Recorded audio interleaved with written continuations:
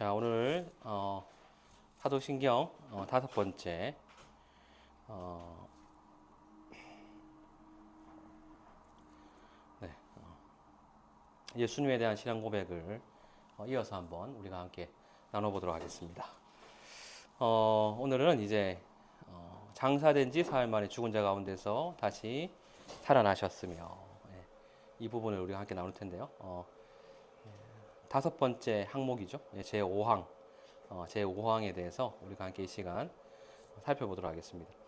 저번 시간에 이제 이 제5항에 대한 부분들을 우리가 살펴보면서 이 서론에 대한 부분들을 좀 우리가 했었어요. 우리가 그 내용들을 우리가 좀 살펴봤죠. 그래서 이 특별하게 우리가 이 예수님의 부활에 대해서, 그리고 이제 이 부활이 역사적인 사건이라는 것에 대해서 우리가 중요하게 생각하지 아니하는 그러한 교회의 생각들과 그리고 교회 안에 만들어진 문화, 이런 또 뭐 교회 안에서 가르쳐지고 있는 가르침, 이제 이런 것들이 좀 있다. 이제 이런 것들을 좀 우리가 살펴봤었어요. 그래서 어떤 부활을 역사적 부활, 예수님이 실제 역사 속에 부활했다라는 것에 대해서 진지하게 생각하고 고민하고 그것을 붙들고 믿고 이렇게 하기보다는 심리적이고 개인적인 차원에서의 어떤 위로 정도로, 그리고 또 역사적으로 실제로 부활하지 않아도 우리가 위로받는다면, 또 우리의 마음이 그러한 마음이 든다면, 역사적으로 실제로 부활하지 않아도 괜찮다, 상관없다라는 이러한 분위기가 있다라는 것에 대해서 이제 우리가 같이 한번 살펴봤었죠. 그리고 이제 부활에 대해서 또 이렇게 이야기하면서 그냥 개인적으로 심리적인 차원에서만 이해할 뿐만 아니라 이 역사적인 부활에 대해서 적극적으로 반대하는 그런 흐름도 있다고 그래서 그렇게 이야기를 했어요. 그래서 어떤 과학적 세계관, 경험되고 눈에 보이는 것들에 대한 과학적 세계관, 이런 것들을 통하여 초자연적인 부활에 대한 이런 것들을 부인하려고 하는 이러한 흐름들도 있다라고 그렇게 이야기를 했습니다. 그러면서 이제 이 역사적 부활이 너무나 중요하다라는 부분들에 대해서 우리가 저번 시간에 살펴봤었죠. 잠깐이지만 이제 몇 가지 이야기들을 통해서 살펴봤었습니다. 오늘은 이제 이 다섯 번째 항목에 대해서 우리가 좀 더 들어가서 장사된 지 사흘 만에 죽은 자 가운데 부활하셨다라는 이 부활에 대한 내용들을 우리가 한번 살펴보려고 합니다. 자, 먼저 이제 장사되었다라는 말을 하고 있죠. 장사되었다. 우리가 보통 이제 이 뭐 죽은 사람을 땅에 묻거나, 그리고 뭐 화장하거나 그렇게 이야기할 때 장사했다, 이런 이야기들을 하잖아요. 그래서 장사되었다. 그래서 예수님께서는 죽으시고 장사되셨다라는 것을 이제 사도신경에서 이야기를 하고 있다라는 거예요. 성경에서 이 부분에 대해서 다 다루고 있습니다. 그죠? 특히 이제 사복음서에서 다 다루고 있습니다. 마태복음, 마가복음, 누가복음, 요한복음. 이 네 가지 복음서들이요, 이 예수님의 장사되심에 대해서는 다 다루고 이제 있는 거죠. 이것은 어떤 의미를 갖고 있냐면, 복음서들이 이 사복음서, 네 가지 복음서 저자가 모두 다가 이 예수님의 장사되심에 대해서 다루고 있다라는 것은, 이것은 아주 쉽게 생각하면 이것은 너무나 중요한 것이다. 이걸 이제 우리가 알 수 있다라는 거죠. 절대 이제 이 부분에 대해서는 우리가 간과하거나 잊어서는 안 되는 것이다. 확실하게 이것은 우리가 또 생각하고 알고 있어야 되고 또 믿어야 되는 것이다라는 것을 이제 성경의 저자들이 다 기록을 하고 있다라는 것을 우리가 알 수 있어요. 그럼 예수님 장사되는 어떤 이러한 이야기가요, 어떻게 진행되는지 우리가 좀 살펴볼 필요가 있겠죠. 예수님을 장사한 사람은 누구냐면 아리마대 요셉이죠. 아리마대 요셉. 아리마대 사람 요셉입니다.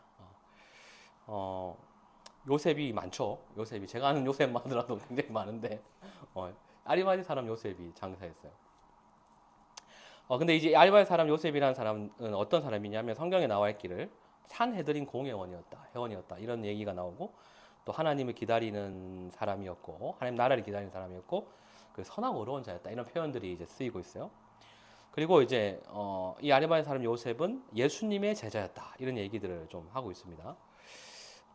이 아리마대 사람 요셉이요, 원래는 이제 예수님의 제자라는 것을 처음부터 이제 막 밝히고 그렇게 한 것 같지는 않아요. 근데 예수님의 십자가 죽으심을 어떤 계기 삼아서 제자임을 더 드러내고 그리고 예수님을 장사 지내게 되었습니다.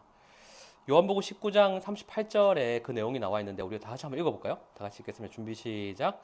아리마대 사람 요셉은 예수의 제자이나 유대인이 두려워 그것을 숨기더니 이 일 후에 빌라도에게 예수의 시체를 가져가기를 구하매 빌라도가 허락하는지라 이에 가서 예수의 시체를 가져가니라. 아멘.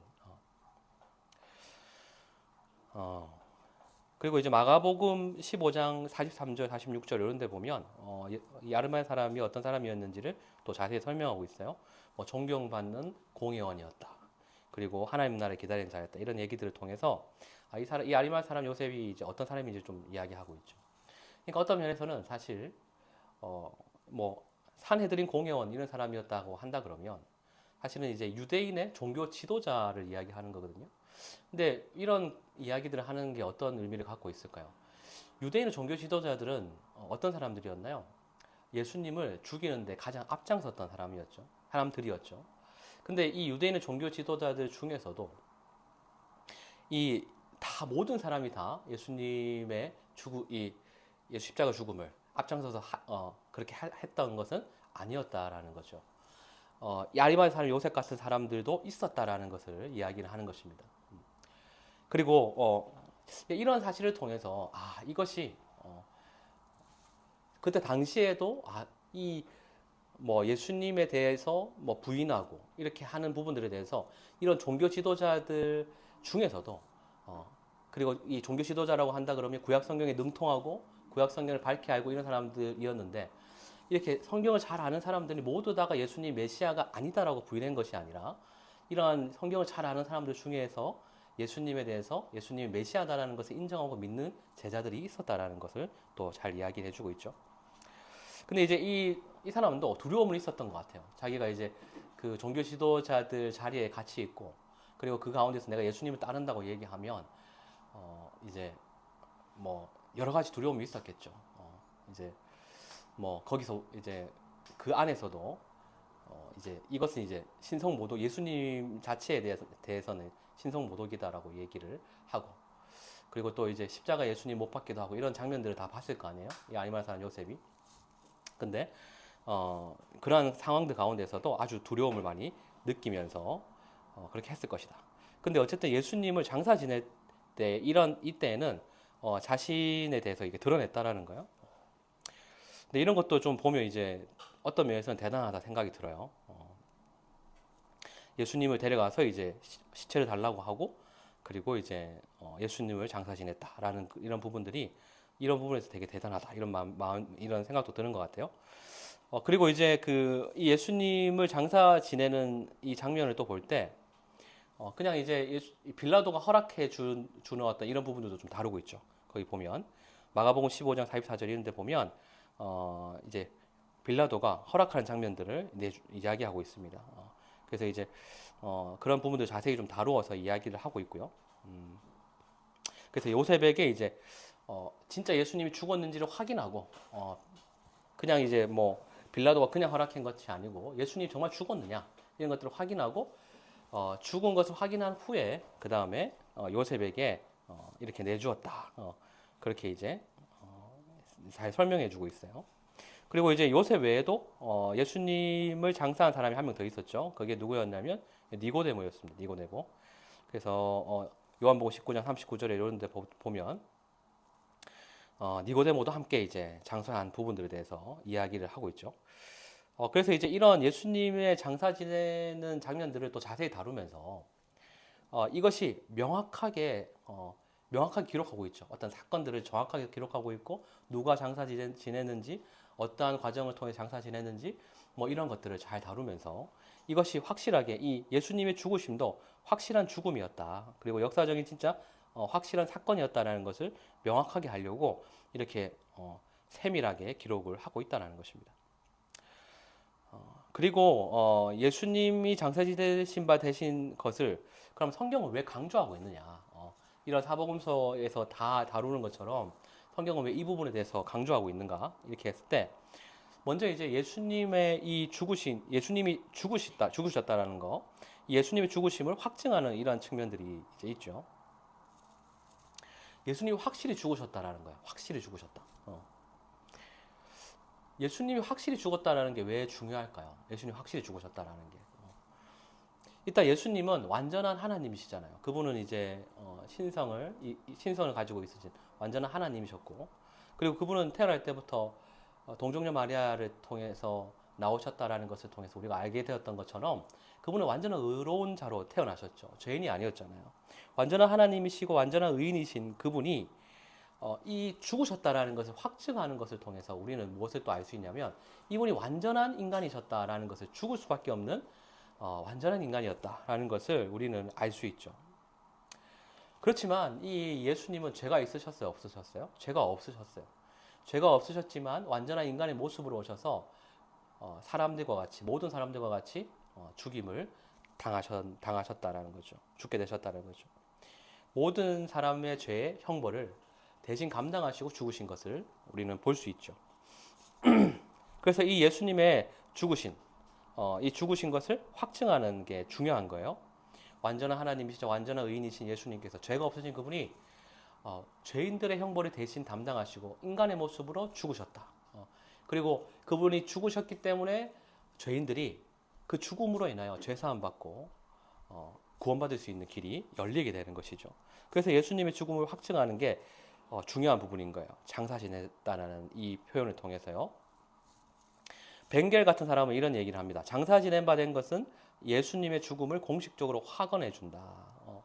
그래서 이제 이러한 표현들을 통하여, 또 이러한 성경의 기록들을 통하여 예수님의 죽음이 공식적으로 확증되는 어떤 이런 효과들을 보여준다라는 것이죠.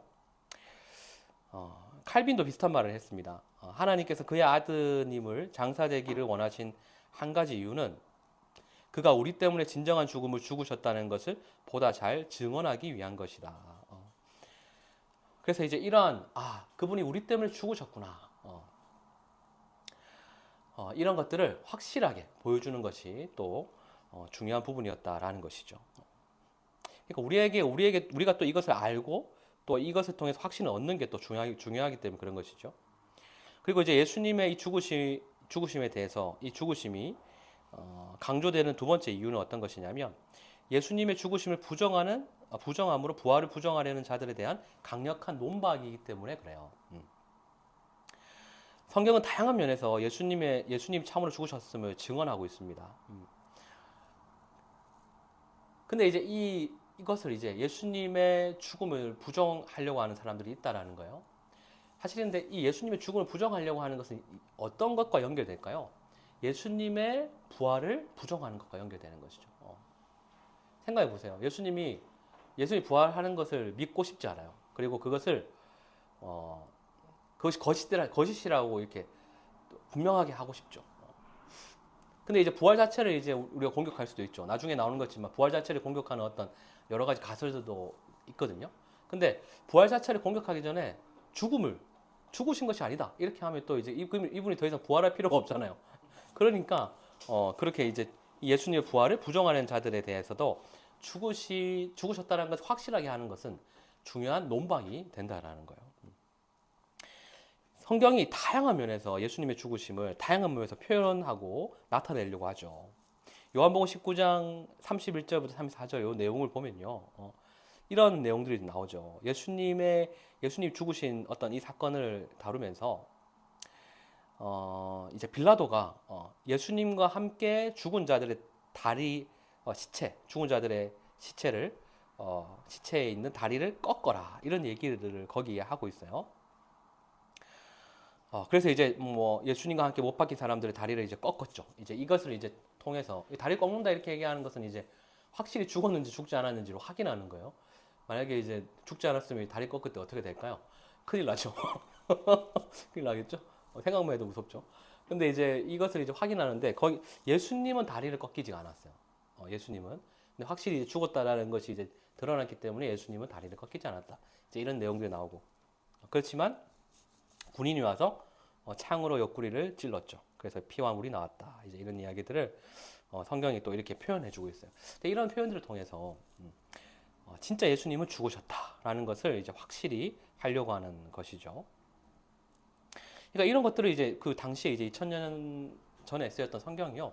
이런 것들을 기록하고 그리고 많은 사람들이 이 성경 내용들을 그 당시에 있던 사람들이 이런 장면들을 다 세세하게 보면서 읽었다라는 거죠. 다 읽었다라는 거. 그리고 이제 이 예수님의 장사 지낸 것을 강조하는 세 번째 이유는 어떤 것이 되냐면 예수님의 장사 대침을 통하여 이제 우리 신자들이 누리는 어떤 유익들이 있죠. 그 유익은 이제 어떠한 것입니까? 첫 번째로 죽음에서 부활할 것을 우리는 확실히 보여주죠. 예수님은 죽은 이후에 확실히 부활하셨잖아요. 이분이 확실히 죽으셨는데 그 이후에 부활하셨어요. 이분이 확실히 죽으셨다라는 것. 그리고 이분이 부활하셨다는 것. 우리도 반드시 죽죠. 나는 절대 죽지 않을 거야. 그렇게 이제 생각하는 사람들은 없겠죠. 사실 한때는 저도 이제 그런 생각도 했던 것 같아요. 혹시 나는 안 죽는 게 아닐까. 우리 이제 서인이만 했을 때 그런 생각을 혹시 했던 것 같아요. 혹시 했던 것 같아요. 근데 이제 뭐 사람은 다 죽죠, 그죠? 사실 저도 아직까지 죽으면 실감 나진 않아요. 실감 나진 않는데 아직까지는 조금 젊기 때문에 그렇겠죠. 아직은 좀 젊기 때문에. 근데 나이가 먹으면 먹을수록 더 죽으면 실감하겠죠. 근데 이제 죽음에서 이렇게 부활할 것을 확실히 보여주는 어떤 이런 측면이 있다라는 거예요. 예수님이 죽으셨지만 부활하셨다라는 것을 우리는 알기 때문에 그렇죠. 그래서 예수님의 장사되심이 이러한 것을 우리에게 주는 유익이 있고, 그리고 죽어서 무덤에 묻히는 것을 우리는 이제 두려워하지 않죠. 왜냐하면 이분이 부활하셨기 때문에, 죽음에서 부활하셨기 때문에 우리는 죽어서 무덤에 묻히는 것을 두려워하지 않습니다. 왜 우리는 그것을 두려워하지 않느냐? 죽음은 오히려 우리의 성화를 완성하며 그리고 부활한 새 몸을 입기 위한 어떤 벗음에 불과하기 때문에 우리는 절대 죽음을 두려워하지 않죠. 그래서 이것은 신자에게 죽음은 축복의 한 수단이 되는 것입니다. 죽는다고 우리가 끝나는 게 아니잖아요. 우리는 더 나은 것으로 나아가죠. 여기 있으신 분들 다 죽음이 두렵지 않잖아요. 그죠? 네. 저는 가끔씩 두려울 때가 있습니다. 저는 가끔씩 두려울 때가 있어요. 이게 그 믿음이 없는 걸까? 이런 생각들을 이제 할 때가 좀 이제 해볼 필요가 있죠. 제 스스로도. 근데 모르겠어요. 이렇게 죽음의 순간이 딱 오면 제가 그런 생각들을 드는 게 이게 순간순간 살아가다 보면 뭐 여러 가지 걱정들이 있잖아요. 저는 혼자 있을 때는 진짜 죽음이 지금보다 더 두렵지 않았던 것 같은데 주를 위해 죽으리라 이런 생각을 하면서 이제 더 살았던 것 같은데 가족이 생기니까 내가 죽으면 이제 우리 민이는 어떻게 하나. 물론 이제 민이는 잘 살 거예요. 잘 살 텐데 근데 그런 생각을 할 때가 있죠. 내가 죽으면 민이는 어떻게 하나? 막 이런 생각을 하면서 몰라 이 생각이 또 내가 죽기 싫어서 나는 생각인가? 그건 잘 모르겠지만 이런 생각들을 이제 할 때가 있죠. 근데 내가 진짜 죽음 가운데 딱 갔을 때 나 이제 죽음을 이길 수 있는 정말 죽음의 두려움 가운데에서 이 부활의 영광스러움을 생각하고 그 은혜를 누릴 수 있는 그것을 이제 저는 확실히 그 은혜를 누릴 수 있도록 하나님께서 하실 것이다라는 그런 믿음이 있어요. 그래서 이제 신자는 더 이상 죽음을 두려워할 필요가 없습니다. 이 성화로 나아가는 그런 최종적인 성화, 이것으로 나아가는 축복의 한 수단이기 때문에 그렇죠. 벌코프라는 사람은 이런 멋진 말을 했어요. 죽음에 대해서 이렇게 어떻게 얘기를 했냐면 죽음은 성화의 최종적 수단이고 영혼의 성화를 위한 징계의 극치다 이런 말을 했어요. 굉장히 멋있는 말인데 또 한편으로는 되게 또 어려운 말이죠. 이 말이 성화의 최종적 수단이라는 죽음이 그리고 영혼의 성화를 위한 징계의 극치다. 그러니까 죽음을 어떻게 이해하냐면 완전한 성화를 위한 것이다. 이렇게 이제 보는 거죠. 완전히 예수님의 모습으로 나아가기 위한 최종적인 단계로 그렇게 보는 거예요. 사실 이렇게 생각한다 그러면 진짜 죽음은 전혀 두렵지 않겠죠. 우리가 원하는 게 뭡니까? 이 땅에 살아가면서 우리가 원하는 게 뭐죠? 뭐 잘 살고 뭐 건강하게 살고 뭐 좋은 집에 살고 이런 거 아니잖아요. 어떻게 하면 더 예수님을 닮아가 살아갈 수 있을까? 어떻게 하면 예수님도 닮을 수 있을까? 이게 우리의 소원이잖아요. 근데 죽으면 확실하게 닮을 수 있는 길이 열린다라는 거죠. 최종적인 성화의 수단이다. 그래서 죽음을 두려워할 필요도 없고, 죽음이 찾아오면 오히려 좋겠다. 더 주님을 가장 닮는 그 극치가 될 수 있기 때문에 더 좋겠다. 이제 이런 생각들을 하면 좋겠죠. 자, 그러면 그 부활, 이제 이 장사되신 것이 이러한 유익을 준다라는 것까지 우리가 알아봤는데, 그러면 이제 이 부활이 역사적 부활이라는 것을 확실히 우리가 아는 것이 중요하겠죠. 부활은요, 역사적 부활일 수밖에 없어요. 부활은. 대표적으로 이 부활이 역사적 부활이라는 것을 우리가 알 수 있는 증거들이 있는데요. 그것은 증인을 통한 증거가 있고, 그리고 물적인 증거가 있고요. 그리고 간접적인 어떤 정황적 증거들이 있습니다.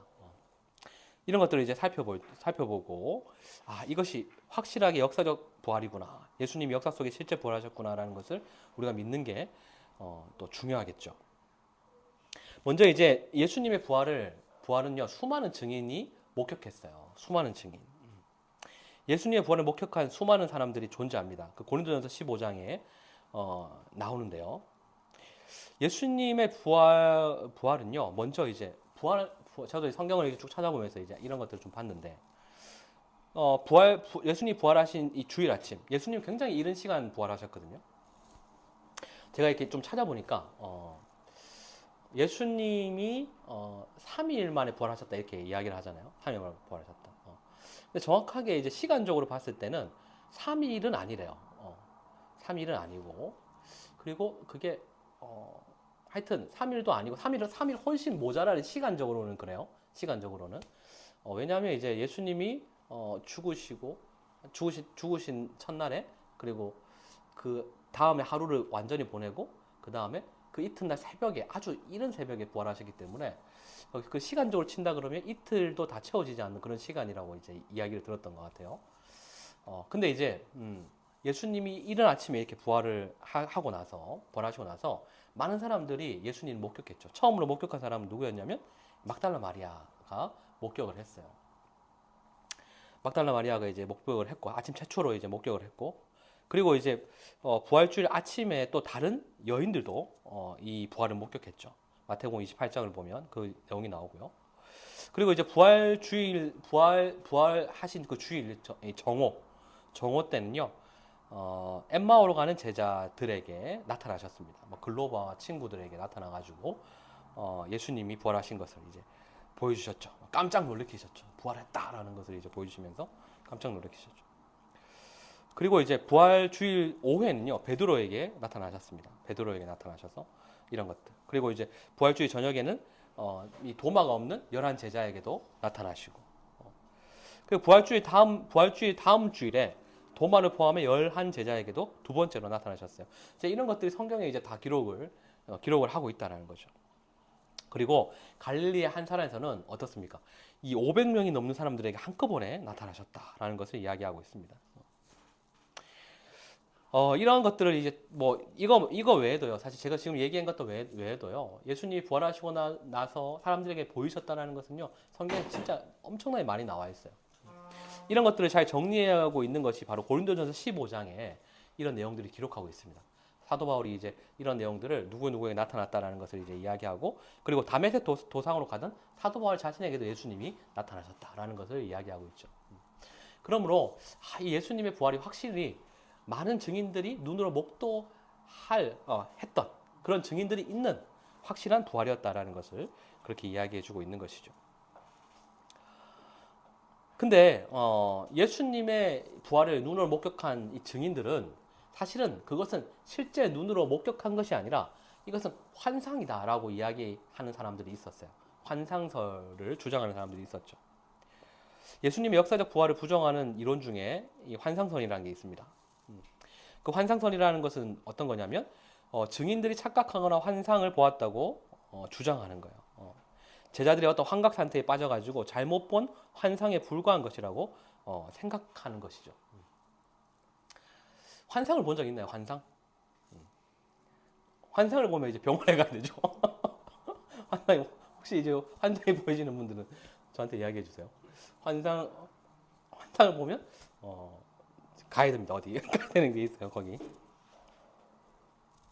근데 환상설에 대해서 이제 이야기를 하죠. 근데 할 수밖에 없겠죠. 왜냐하면 예수님의 이 부활에 대해서 실제 역사 속에 증인이 이렇게 많이 있었다라고 하는데 그 증인들을 어떻게 할 거냐 이렇게 했을 때 이걸 부인하려고 하는 사람들은 그들이 실제 본 게 아니다라고 이야기할 수밖에 없겠죠. 그런 근거를 들 때요. 근데 이제 환상설을 우리는 여러 가지 것들을 가지고 비판할 수가 있어요. 뭐 대표적인 것들이 몇 가지가 있죠. 이 환상은 대부분 일반적으로 모든 사람들에게 나타나는 건 아니죠. 특정한 사람들에게 이렇게 나타나잖아요. 특정한 사람들에게. 근데 우리가 이제 오늘 좀 전에 봤던 것처럼 뭐 베드로 또 베드로 의심하는 도마 그리고 아주 지적인 이 사도 바울 뭐 이런 사람들 그뿐만 아니라 아주 많은 사람들이 이제 이걸 봤죠. 그래서 특정한 사람들에게 나타난 것이 아니었다라는 거 아주 특정한 사람들에게. 그래서 이제 뭐 그런 것들을 우리가 생각해 볼 수 있죠. 그리고 환상은 개별적으로 일어난다고 보통 이제 보죠. 그러니까 개별적으로 일어난다는 것이 뭐 동시에 한꺼번에 모든 사람들에게 그렇게 일어나는 것은 아니라라는 거야. 근데 요즘 우리가 아는 것처럼 예수님이 이제 부활하신 것을 500명 이상에게 나타나신 것을 고린도전서에는 기록하고 있죠. 그래서 동시에 환상을 봤다 그러면 동시에 환상을 500명이 환상을 보고 동시에 환상을 보게 되는 거예요. 근데 그게 오히려 더 놀랍지 않나요? 동시에 500여 명이 환상을 본다? 야, 이건 진짜 엄청난 거죠.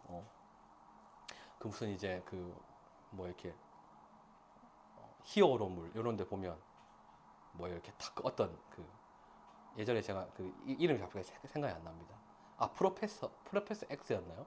그 머리가 이렇게 대머리인 히어로 아저씨가 있는데 그분은 이제 휠체어를 탈 수밖에 없는 그런 분이세요.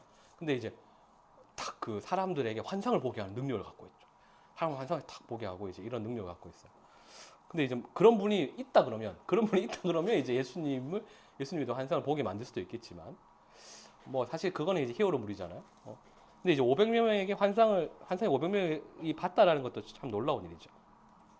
그 환상을 오랫동안 어떤 일이 몹시 기다릴 때 보통 나타나죠.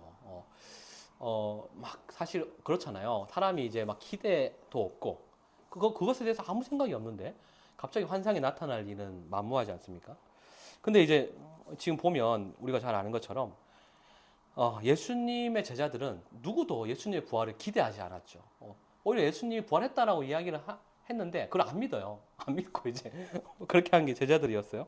근데 그 제자들에게 예수님은 나타나셨다는 부활하신 예수님 나타나셨다는. 그리고 환상은 보통 이제 반복해서 이렇게 일어나는데 이 진짜 환상이 반복해서 일어나는 사람은 병원에 정말 가야 돼요. 근데 보통 일반적으로 환상은 반복해서 이제 일어나는 일이라고 그렇게 하는데 예수님의 부활을 본 것 단 6주 동안 그리고 그렇게 봤죠. 그리고 환상은 특정한 시간과 장소에서만 그렇게 일어난다고 하는데 예수님의 이 부활을 목격한 것은요 특정한 장소가 아니었어요. 다양한 장소, 다양한 시간 그런 것들 이제 시간과 장소와 상관없이 막 예수님은 나타나셨죠. 그리고 이것 말고도 사실은 아주 많은 내용들을 사실 다루어 볼 수 있습니다. 뭐 예를 들어서 이제 환상 상태에서는 이제 환상을 보고 있는 그런 상태에서는 환상의 상태에서는 먹지도 않고 뭐 마시지도 않는다 이렇게 얘기를 하는데 뭐 우리가 잘 아는 것처럼 예수님은 부활하신 예수님께서 제자들 앞에서 식사를 하시잖아요. 뭐 이런 것들을 이제 뭐 이런 것들은 이제 사실은 환상이라고 이야기할 수가 없죠. 그리고 보통 이제 환상 상태에서 또 대화를 나누지 않는다고 얘기하는데 예수님은 나타나셔서 40일 동안 가르치셨죠. 놀라운 이제 환상이 되는 거죠. 이런 것들은. 아무튼 이것 말고도 환상설 이런 것들은요, 비판할 것들이 사실은 굉장히 많아요. 제가 거기에 몇 가지만 적어놨죠. 그리고 이제 예수님의 이 증거 중에 또 하나는 어떤 것이냐면 물적인 증거가 있습니다. 물적인 증거. 증인들뿐만 아니라 이런 물적인 증거가 있는데 그 대표적인 물적 증거는 어떤 것이 있냐면 바로 빈 무덤이죠. 무덤이 비어 있었다는 것이에요. 무덤이. 예수님이 죽은 지 3일 후에 찾아갔을 때요. 무덤에 시신이 없었고 비어 있었습니다. 이 3일 만에 예수님이 부활하셨다라는 어떤 이것은요. 사실 뭐 여러 가지 이야기를 해볼 수 있죠. 3일 만에 부활하셨다라는 게. 일단은 3일 정도 지나면 이제 뭐 일반적으로 생각하기에 이 사람이 진짜 죽었구나라는 것을 이제 확실히 보여주는 게 이제 3일 정도의 시간이죠. 그뿐만 아니라 이제 예수님이 내가 3일 후에 부활할 거라는 것을 예언하셨거든요. 그 예언의 성취가 되는 것이기 때문에 3일 만에 부활하는 것도 중요한 거예요. 근데 이제 어떤 그 분이 그런 얘기를 하시더라고. 예수님이 왜 근데 3일째 되는 이른 아침에 새벽에 부활하셨는가? 이렇게 이야기를 할 때 부활의 영광을 통하여 한 명의 사람들이라도 더 구원하기 위한 예수님의 뜻이 담겨 있다. 이제 뭐 이런 얘기들을 하셨어요. 우리가 실제적으로 보면 예수님이 부활하신 시간들을 이제 언급할 때 정확하게 몇 시에 부활하셨다 이렇게 얘기는 안 하지만 아주 이른 아침에 부활하셨다. 이런 이야기들을 다 언급하고 있어요. 이제 이런 것들을 볼 때도 예수님의 3일 만에 부활하신 것을 생각해 볼 수 있죠. 근데 이제 3일 만에 이제 부활하신 예수님, 이 3일 후에 찾아갔을 때 그 무덤에서 시신이 없어져 있었다라는 거예요. 예수님의 무덤이 비어 있었죠. 만약에 이제 이 무덤이 비어 있었다라고 했을 때, 이 예수님의 시신이요, 그 무덤이 아니라 다른 곳에서 만약 발견되었다면 어땠을까요? 다른 곳에서 발견되었다. 진짜 다른 곳에서 발견되었다. 이렇게 했으면 거짓임이 분명하게 드러났을 거예요. 확실하게 드러나고 이것은 예수님이 부활한 것은 사기극이구나 라는 것을 다 알게 되었을 거예요. 다 알게 되었을 거예요. 그리고 지금 우리가 믿는 이 기독교는요, 거짓 종교로 이미 판명이 나서 뭐 우리도 믿지 않겠죠.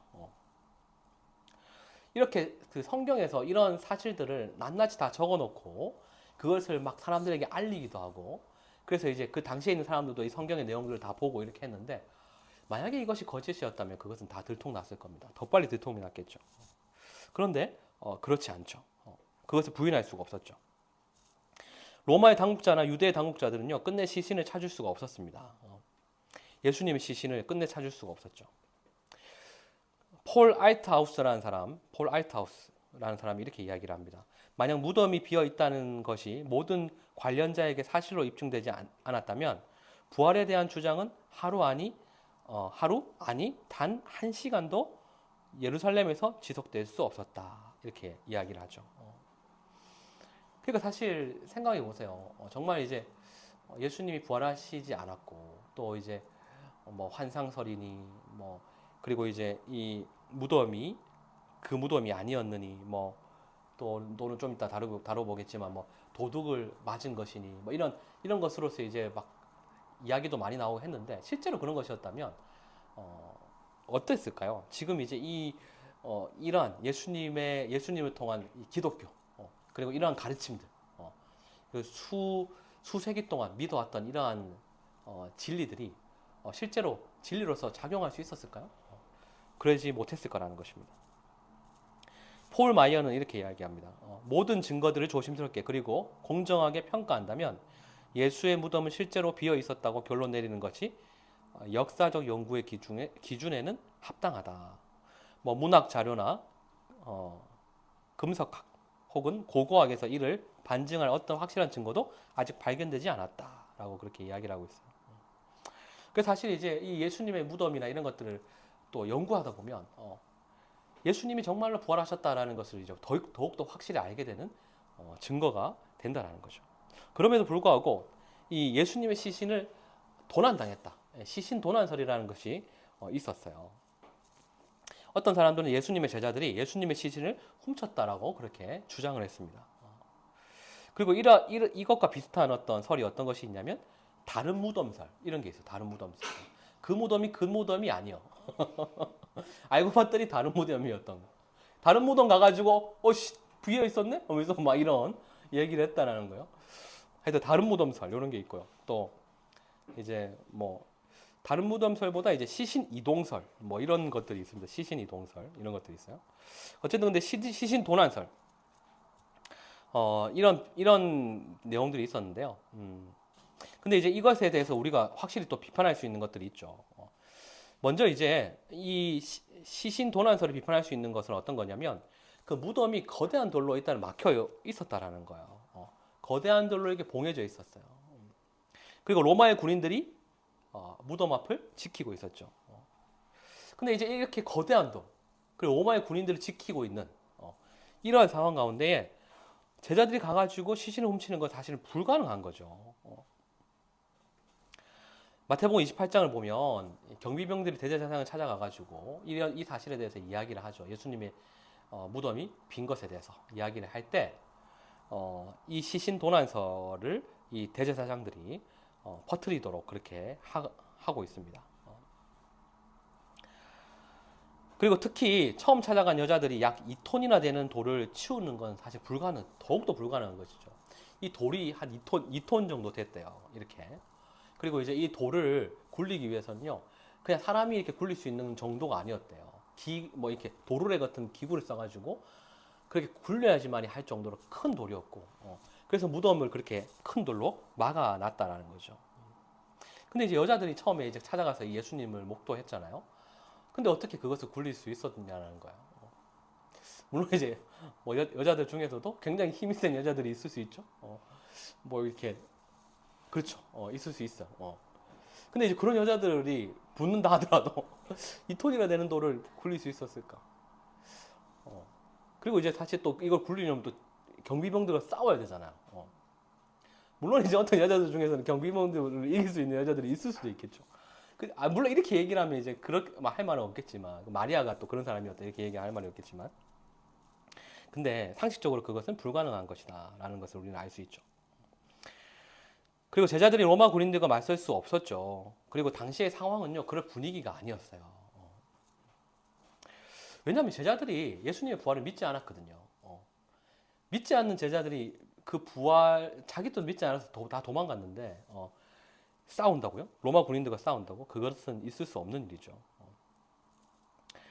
앤더슨이라는 사람이 이 부분에 대해서 이렇게 이야기를 했습니다.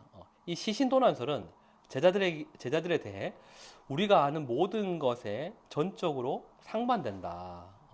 그들은 윤리적인 가르침과 성품들, 고난과 핍박 가운데서 확고했던 신념, 이러한 것들이요. 이러한 것들이 전적으로 상반된다라는 거예요. 또한 낙담하고 의기소침한 도망자들에서 어떤 반대자도 막을 수 없는 증인들로 바뀐 그들의 극적인 변화에 대해서도 전혀 설명이 되지 않는다. 그렇게 이야기를 하고 있어요. 그래서 이제 앤더슨이 이렇게 이야기하는 것처럼 우리가 다 알잖아요. 예수님의 제자들이 어떤 사람이었는지 다 아는데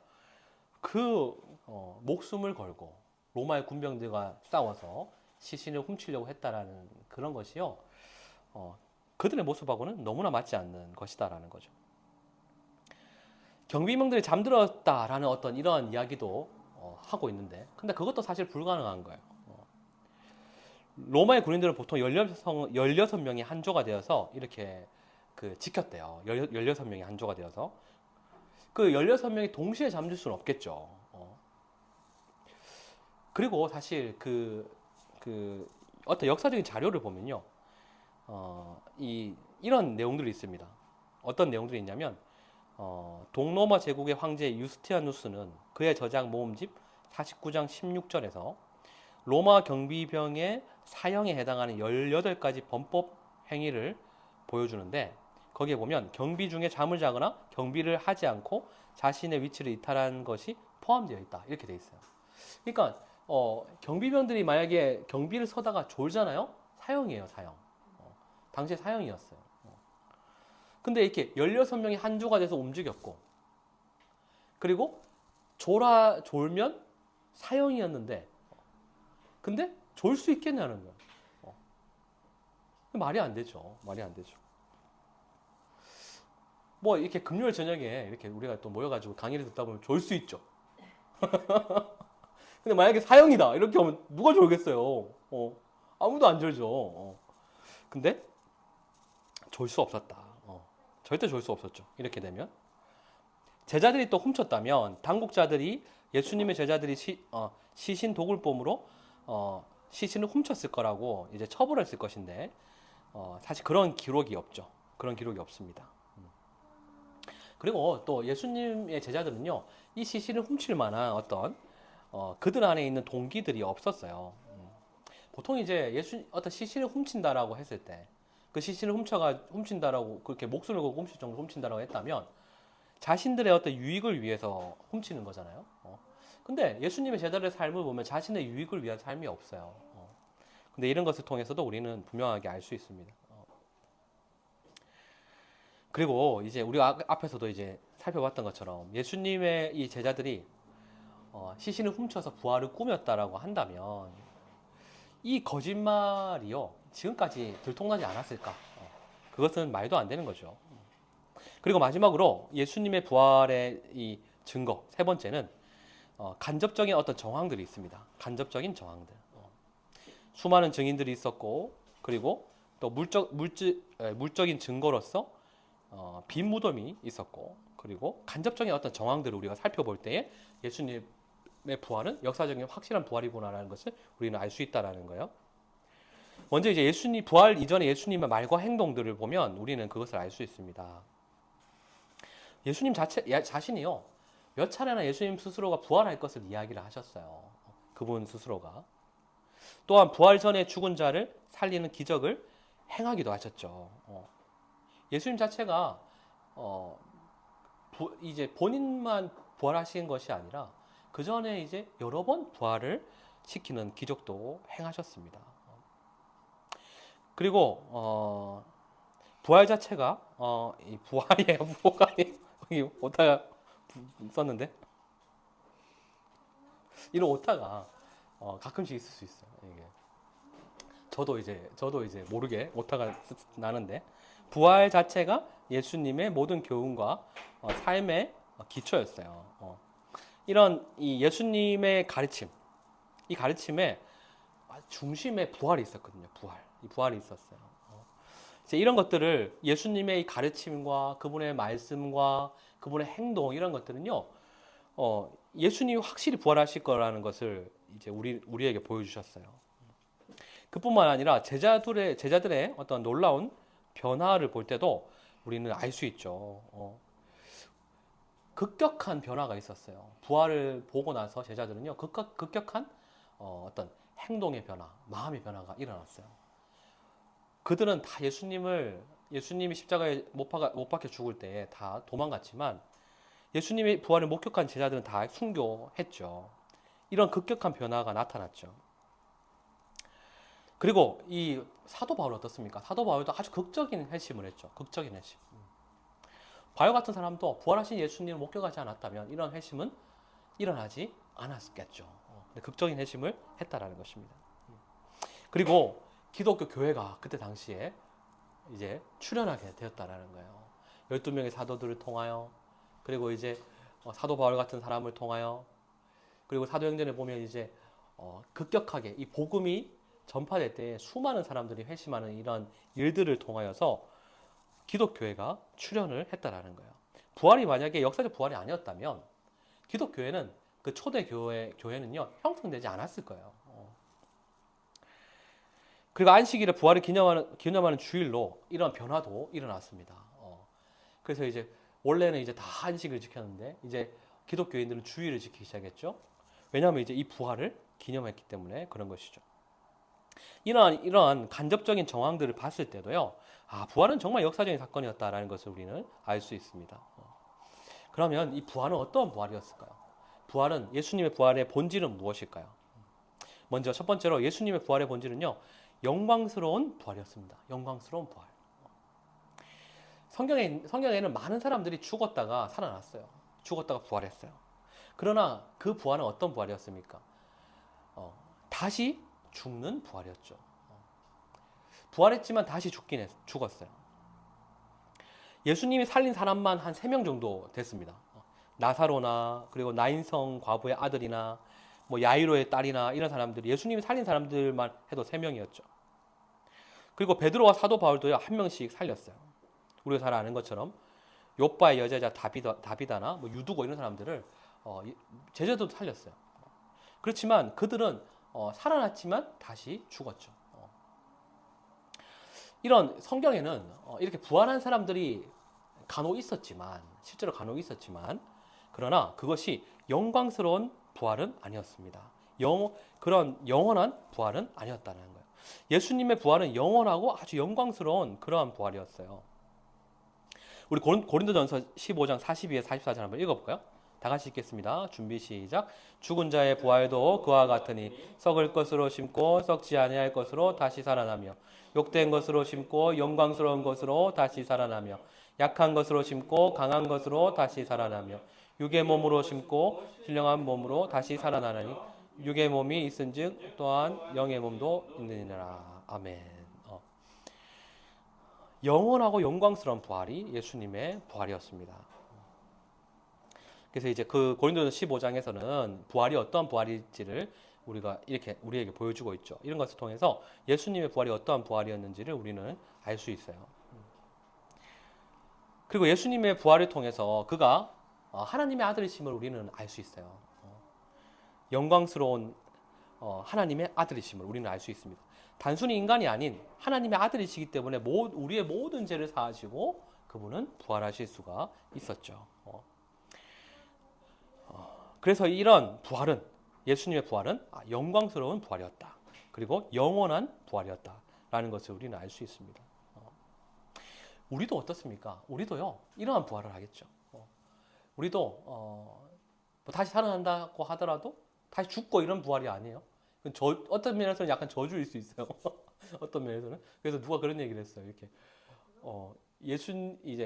예수님이 신자를 다시 살려냈을 때 뭐 화내지 않았을까? 뭐 이렇게 이런 얘기들 막 이런 얘기들도 있었죠. 왜냐하면 이제 영원한 이제 그 부활로 신자들은 나아가는 것인데 다시 이제 살아났을 때 이제 오히려 다시 죽는 부활이기 때문에 그렇지만 우리의 부활은 어떻습니까? 우리의 부활은 예수님과 같은 영광스러운 부활, 영원한 부활 그런 부활이 되는 것이죠. 예수님의 부활은 어떠한 또 의미를 갖고 있냐면 두 번째로 우리의 중생과 칭의를 위한 부활이었어요. 우리의 중생과 칭의. 중생이라는 말은 거듭나는 것을 이야기하는 거죠. 다시 태어나는 것을 이야기합니다. 예수님의 부활은 우리의 중생을 위한 부활이었습니다. 우리의 중생을 위한 부활. 베드로전서 1장 3절 이런 말씀을 보면요. 예수님께서 부활하심으로 말미암아 우리를 거듭나게 하셔서 산소망 있게 하셨다. 이런 얘기를 하죠. 그래서 이것은 우리의 중생을 위한, 우리의 거듭남을 위한 부활이었다라는 것을 이야기하고 있습니다. 그리고 우리의 칭의를 위한 예수님의 부활이었어요. 예수님의 부활은 죄와 죽음을 정복한 부활이었기 때문에 우리의 칭의를 위한 부활이었죠. 예수님의 부활은 1차적으로는 예수님의 칭의를 나타내는 것이죠. 그분이 의롭다 하심을 얻는 그런 사건이 동시에 부활이 되는 것이에요. 완전한 죄를 사하시고 완전한 죄로부터 죄 형벌을 다 받으심으로 그 모든 것을 해결하시고 의롭다 하심을 그분이 얻었다라는 것을 확증하는 것이 바로 부활이었는데 그러함으로 예수 그리스도의 믿음을 그분 안에 있는 우리도 의롭다 여김 받는 우리의 칭의를 확증하는 사건이 바로 예수님의 부활이 되는 것이죠. 로마서 4장 25절을 읽어보면 이렇죠. 예수는 우리가 범죄한 것 때문에 내줌이 되고 또한 우리를 의롭다 하시기 위하여 살아나셨느니라. 예수님은 사실 그냥 자기가 본인이 살고 싶어서 내가 왜 죽어? 난 살아야지. 난 하나님의 아들인데 내가 왜 죽냐고 이렇게 하면 살아나신 게 아니라 우리를 위해서 살아나셨다라는 거예요. 우리를 위해 살아나셨다. 우리를 의롭게 하시기 위하여 살아나셨다라고 그렇게 이야기하고 있습니다. 그리고 예수님의 부활은 그뿐만 아니라 우리 부활의 첫 열매인 부활이 되는 것이죠. 이것이 궁극적으로 사실 우리에게 중요한 것이죠. 예수님께서 영광스럽고 예수님께서 의롭다함을 얻으신 그러한 부활이 바로 그분이 부활의 첫 열매가 되시기 때문에 그 이후에 열매로서 우리에게 맺혀질 부활도 다 그러한 부활이 되는 것이죠. 고린도전서 15장 20절부터 22절 우리 다 같이 한번 읽어볼까요? 다 같이 읽겠습니다. 준비 시작. 그러나 이제 그리스도께서 죽은 자 가운데 다시 살아나서 잠자는 자들의 첫 열매가 되셨도다. 사망이 한 사람으로 말미암았으니 죽은 자의 한 사람으로 말미암은도다. 아담 안에서 모든 사람이 죽은 것 같이 그리스도 안에서 모든 사람이 삶을 얻으리라. 아멘. 예수님의 부활은 우리의 부활의 첫 열매가 되신다. 이런 얘기들을 하죠. 고린도전서 16장 14절 같은 말에 보면 이런 얘기를 하고 있어요. 하나님이 주를 다시 살리셨고 또한 그의 권능으로 우리를 다시 살리시리라. 예수님의 부활하심이 우리의 부활의 첫 열매가 된다라는 것입니다. 그래서 우리도 반드시 첫 열매로 맺히는 것이기 때문에 그건 뭐예요? 그 다음에 동일한 열매가 맺혀진다라는 말이죠.